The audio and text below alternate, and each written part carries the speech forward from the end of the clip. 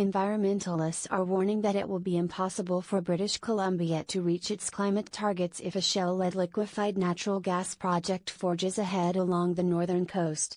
The BC NDP government has suggested that other industries would need to sharply reduce their greenhouse gas, GHG, emissions should the LNG Canada project in Kitimat get built. Hannah Askew, Executive Director of Sierra Club BC, said in a letter this week to Premier John Horgan that the NDP's support for LNG Canada means the government believes every other industry, business, community and individual in BC should be required to drive GHG reductions at a significantly accelerated rate. Last week, Mr. Horgan said it will take sacrifices from other sectors to secure LNG projects for BC and still decrease the province's carbon footprint.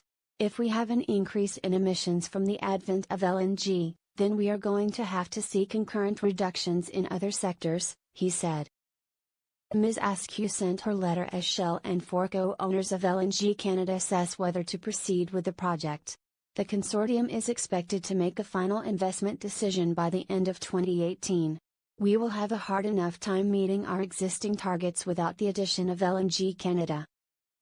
BC is not yet even close to meeting the weak target set by the previous government, reducing emissions by 33% by 2020, compared to 2007, she said. BC emitted more than 65 million tons of GHGs in 2007, and environmentalists say the level of annual emissions has barely budged since then. Ms. Askew's letter is copied to Environment and Climate Change Minister George Heyman and Energy Minister Michelle Mungal. Mr. Heyman is a former executive director of Sierra Club BC.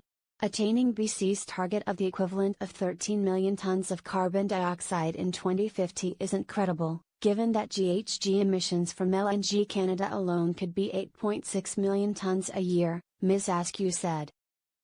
That estimate for the project is based on total emissions that include producers drilling Northeast BC natural gas wells and LNG Canada operating the export terminal in Kitimat.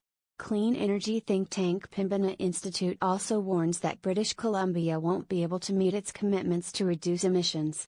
But LNG Canada said the global picture needs to be taken into account because exporting LNG to Asia will help curb pollution abroad.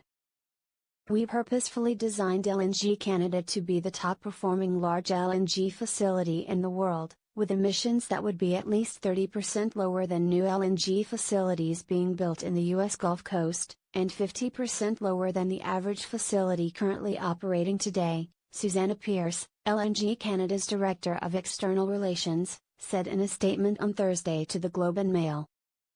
Winron Jain, a senior fellow at the University of British Columbia's Institute of Asian Research, said LNG Canada is well positioned to assist countries such as China shift away from coal-fired power plants. The previous BC Liberal government touted LNG as the ticket to economic prosperity, but no projects are under construction in the province. Jock Finlayson, Chief Policy Officer at the Business Council of British Columbia, said his group's members support the province's fledgling LNG sector, and the NDP government needs to tread carefully in supporting LNG Canada while addressing climate goals. We are keen on seeing LNG move ahead, but we are also very sensitive to the costs of doing business for all the other industries here, he said in an interview.